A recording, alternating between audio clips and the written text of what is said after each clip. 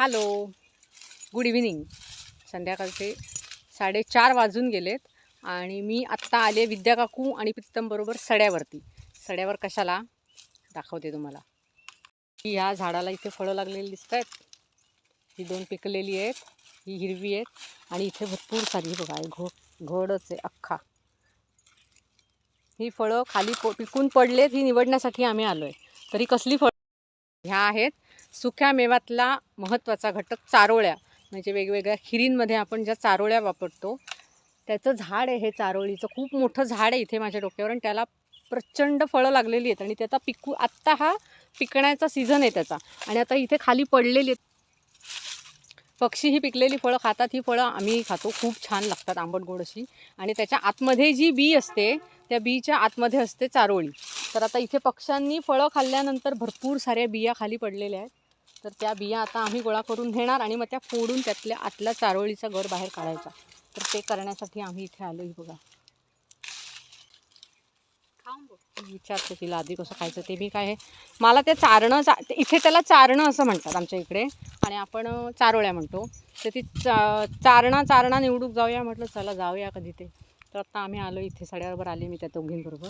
तर हे फळ मी खाऊन बघते.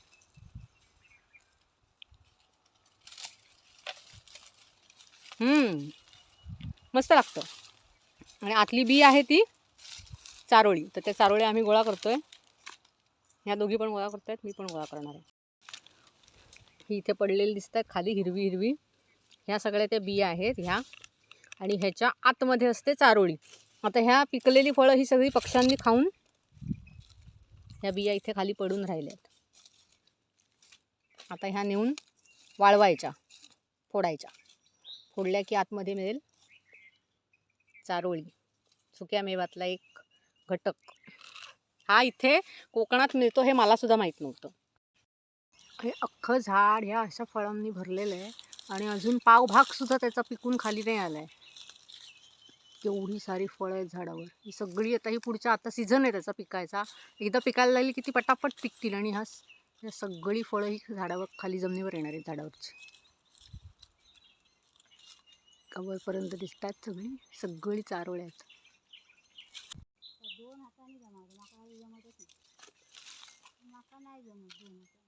दगड पण उचलले जात होते चारणाच्या वेळी.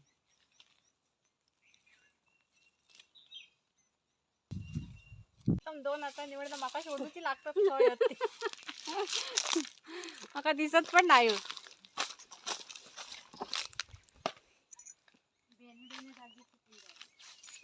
हा मला आता ऊन कमी झालंय, 5 वाजत आलेत आणि हे पण इथे माझ्या मागे हे मोठं चारोळीचं झाड दिसतंय का? हे बघा, ह्याच्यावर पण भरपूर सारी फळं आहेत आणि ह्याच्या खाली पण भरपूर पडलेत. ती आता इथली थोडीशी गोळा करणार आणि घरी जाणार, कारण इथे आम्ही अगदी काळोख पडेपर्यंत राहिलो तरी ही संपणार नाहीत खाली पडलेली. आणि असं निवडत गेलो की पुढची दिसत जात आहेत. मजा येते ना अशा गोष्टी करायला. मी बसले शांत, त्या दोघी अजून गोळा करतात पातेल्यातली चार गोळा केली. 8 दिवस नाही पुरच आहे का फोडून? कधी होतील ती फोडून? ह्या एवढ्या छोट्या छोट्या बिया आहेत अशा. आणि ह्याच्या आतमध्ये ह्याच्यापेक्षा छोटा गोर असणार. विद्याकू म्हणते ही एवढी सगळी फोडायला किती दिवस लागतील? हाती फोडायला खूप वेळ जाईल ना. पण हौस आहे ना, मग काय करणार, करायला पाहिजे. हा, आणि अलगत फोडायला हवा, नाही तर आतला गर कुस्करून जाईल. असं जोरात त्याच्यावर मारलं. अलगत फोडायचा आणि आतला गर अख्खा काढायचा. जरा कसं होऊया, जमतंय का? चारणं तर गोळा केले, पुढचं फोडून आतला गर बाहेर काढायचं काम होऊया, जमतंय का? नाही तर विद्याकू आणि प्रीतम आहेत ते देतील फोडून.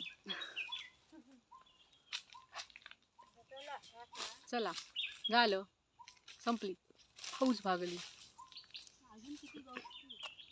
तरी किती वेळ राहिलो बघूया. वाजले किती? 5:30 वाजले. 4 वाजता आलो आहे आम्ही. 1.5 तास गोळा केल्यावर ही एवढी शीत साठली. प्रीतमची किती झाली बघूया. प्रीतमने 2-2 हाताने गोळा केला तू बघा. हे घोस पण काढले अख्खे. ह्याला फळं आहेत त्याच्या सकटच ते अख्खेच काढले तिने. घड द्राक्षाच्या घडासारखं दिसतंय ना. प्रीतम सारखी काय आम्हाला 2-2 हाताने गोळा करता येत नाही. त्याच्यामुळे तुझी सगळ्यात जास्त झाली. सगळ्यात कमी बहुतेक माझीच असते. विद्याकुची पण भरपूर आहेत तेव्हा पिशवी भरली. बघू बघू ही एवढी विद्याकुची झाली आहे बघा. भांड भरलं. प्रीतम एवढीच झालीत. मी काय 2 हाताने जमा केलं नाही. सगळ्यात कमी माझीच आहे. मी पहिल्यांदाच आले. हिच्यासारखं 2-2 हाताने मला गोळाच करता येत नाही. डाव्या हाताने उचलायला गेलात की त्याच्यावर दगड माती धोंडे सगळं येतं. ते वर बाजूलाच राहतो गोळा करायचा. पण किती कचरा होतो गो. हे बघ ह्याच्यातला काढला मी थोडासा कचरा. ही बघ हिला दिसतायत अजून. आम्हाला कंटाळा आला आता. बस झाली.